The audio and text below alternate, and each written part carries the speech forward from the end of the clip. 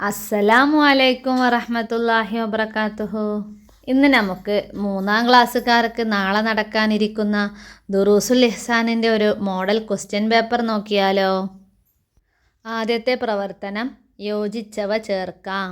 ഇവിടെ ഒരു കള്ളിയിൽ വിരലുകൾ ഓമ്പുക, കുറ്റപ്പെടുത്താതിരിക്കുക, സ്നേഹിക്കണം, ശ്വാസം വിടാതിരിക്കുക, മഹാപണ്ഡിതൻ, സൽക്കരിക്കുക, ഹലാലും തൊയ്യിബും ആയിരിക്കുക എന്നൊക്കെ തന്നിട്ടുണ്ട്. ഒന്നാമത്തെ ചോദ്യം, അബ്ദുല്ലാഹിബ്നുൽ മുബാറക് ആരായിരുന്നു? മഹാപണ്ഡിതൻ. 2, കഴിക്കുന്ന ഭക്ഷണം ഹലാലും തൊയ്യിബും ആയിരിക്കുക. 3, ഭക്ഷണത്തെ കുറ്റപ്പെടുത്താതിരിക്കുക.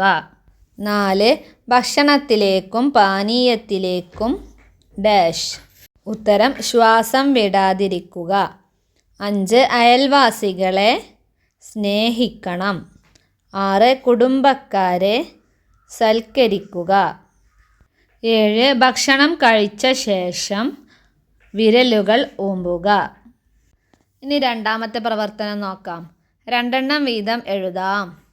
1, കുടുംബക്കാരുമായി നല്ല ബന്ധം പുലർത്തിയാൽ ലഭിക്കുന്ന ഗുണങ്ങളിൽപ്പെട്ട 2 കാര്യങ്ങൾ എഴുതാനാണ്. നമ്മൾ ഒരുപാട് കാര്യങ്ങൾ പഠിച്ചിട്ടുണ്ട്. അതിലേതെങ്കിലും എളുപ്പമുള്ള 2 എഴുതുക.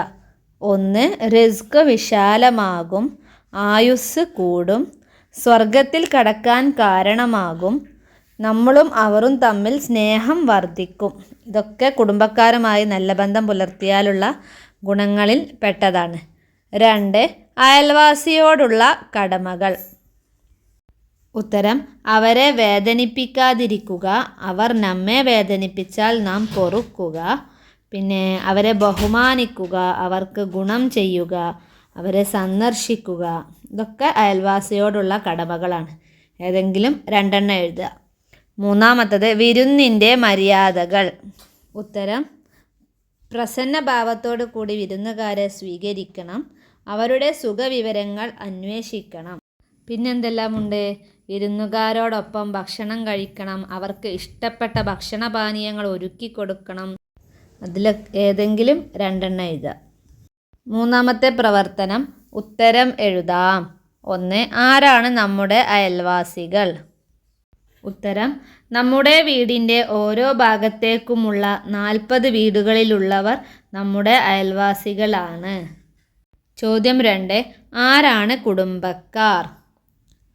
നമ്മുടെ ഉപ്പയുമായോ ഉമ്മയുമായോ രക്തബന്ധമുള്ളവരാണ് കുടുംബക്കാർ. 3, എന്തിനാണ് നാം ഭക്ഷണം കഴിക്കുന്നത്? ഉത്തരം അള്ളാഹുവിനെ ഇബാദത്ത് ചെയ്ത് ജീവിക്കാനും ശരീരത്തിൻ്റെ ആരോഗ്യത്തിനുമാണ് നാം ഭക്ഷണം കഴിക്കുന്നത്. 4, തുടക്കത്തിൽ ബിസ്മി ചൊല്ലാൻ മറന്നാൽ ഓർമ്മ വരുമ്പോൾ എന്ത് ചൊല്ലണം? ഉത്തരം ബിസ്മില്ലാഹി അവ്വലഹു വ ആഹിറഹു എന്ന് ചൊല്ലണം. അടുത്ത 4ാമത്തെ പ്രവർത്തനം, സ്വന്തം കുടുംബക്കാരുടെ പേരുകൾ കള്ളിയിൽ എഴുതാം. മാതൃകുടുംബം, പിതൃകുടുംബം.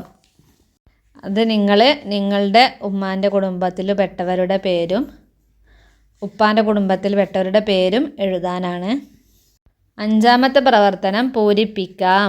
ലൈസൽ മുഅ്മിനു ഡാഷ് വജാറുഹു ഡാഷ് ഇല ജംബിഹി. ഉത്തരം ലൈസൽ മുഅ്മിനു ലദി യഷ്ബഉ വജാറുഹു ജായിഉൻ ഇല ജൻബിഹി.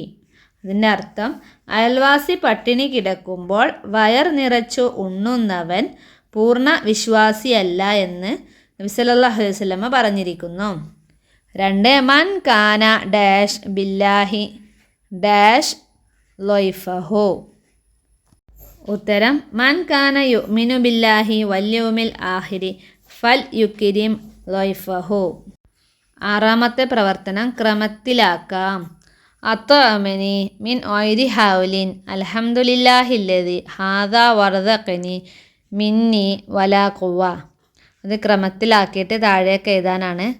അൽഹംദുലില്ലാഹില്ലദി അത്അമനി ഹാദാ വർദഖനി മിൻ ഒയ്രി ഹൗലിൻ മിന്നി വലാ ഖുവ.